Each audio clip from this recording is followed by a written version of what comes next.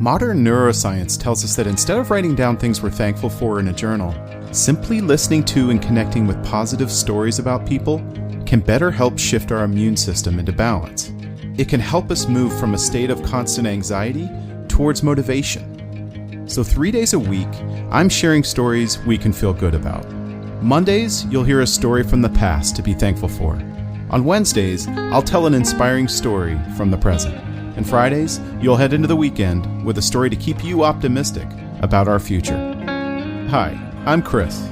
Welcome to My Good 3.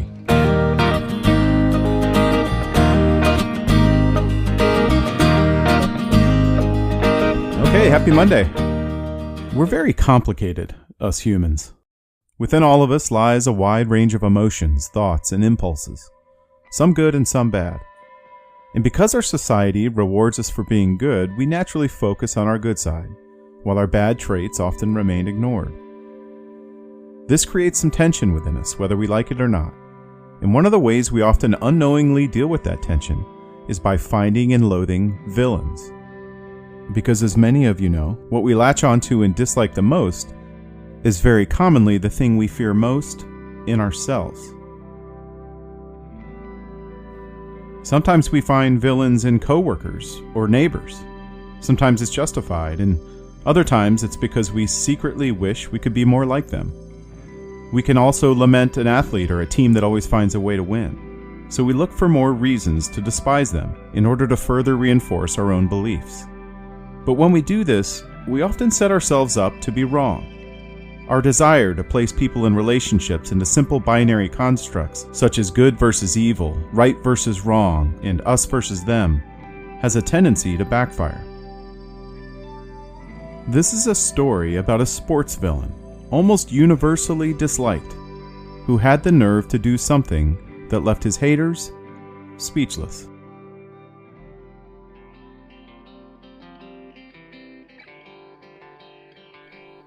Paulo Di Cario began his professional soccer or European football career in the mid-1980s in Italy. He was a scrappy young forward from Rome and played his way up through the Italian professional football circuit. In 1996, when he joined Celtic Football Club in Scotland, he began to be noticed on a larger scale. That year he won the Player of the Year award. He also got noticed for being very temperamental on the field, and off the field for his extreme political views.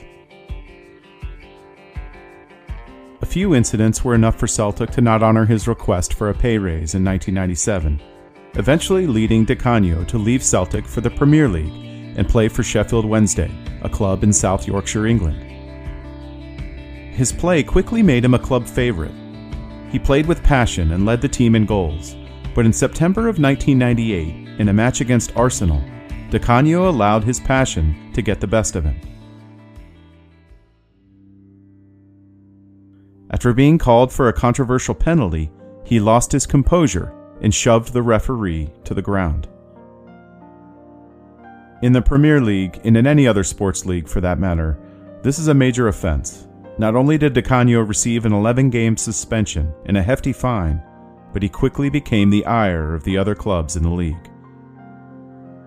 In the press, Di Cario apologized for the mistake and asked for forgiveness, but there was little response. Sheffield Wednesday grew tired of the distraction, so they decided a trade with another club would be the right move.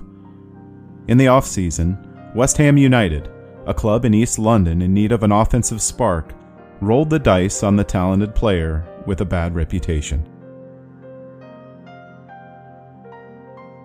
When the new season began, the move looked brilliant. Di Cario picked up his scoring ways. For West Ham fans, all was forgiven, but outside of his home team, Di Cario's poor reputation only grew. His unpopular political beliefs added fuel to the fire, and the hatred took on a life of its own. He was booed wherever he went. Fan bases cheered when he made mistakes. As he led West Ham to success on the field, Di Cario was quickly becoming one of the most universally reviled players in the sport, in any sport for that matter. Still, he hadn't made his biggest headlines of his career. In December of 2000, in a match at Everton, both teams were competing for their place in the Premier League standings, and the Everton crowd was electric. Near the end of the game, it was tied 1-1 when Everton's goalie, Paul Gerrard, came out to contest a ball and collided with a West Ham player. Both players fell and the ball careened towards the corner. Gerrard attempted to return to his feet, but when he put weight on his leg, he collapsed, clearly injured. Another West Ham player took advantage of the situation and took the ball further into the corner and then made a beautiful cross to Di Cario inside the box. With the goalie injured, laying motionless outside the box, this was the perfect opportunity to win the game. The ball came right to Di Cario, and then he did something that shocked the Everton crowd. Instead of putting the ball on net, he raised his hands and caught the ball, pausing play and gesturing toward the injured goalie. The referees immediately stopped the game so Gerrard could be attended to, and the opportunity for West Ham to score was lost. The crowd didn't know how to react. Immediately, Di Cario's actions caused several Everton players to embrace him. Once it set in, the Everton crowd rose to their feet and gave Di Cario a standing ovation. The game ended in a tie. Not long after, with his brief act of sportsmanship, Di Cario had taken himself from sports exile to being honored with the FIFA Fair Play Award, the highest sportsmanship accolade in the game. Now, did this make Di Cario beloved? No. Before long, he was back to being berated by fans, and it seemed he enjoyed his role as the villain. But there was something to be learned. Much like how we can build up heroes higher than we should, it's also human nature to create larger villains than are actually there.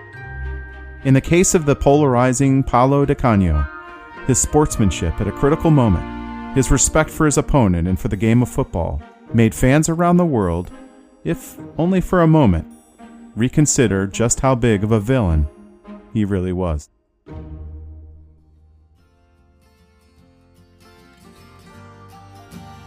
Thank you for listening. I realize this podcast won't be successful without your help. So if you'd like to rate it, or better yet, review it, wherever you get your podcasts, that would really help. And if you're on Instagram, go to @mygood3, THREE, to vote each episode up or down. I'm also excited to read more Good 3 stories from listeners. So just go to our website, mygood3.com, and submit a story of your own from the past, present, or future, or all three. And maybe I'll use it in an episode. Thanks again. Here's to hoping My Good 3 can set the stage for your good week.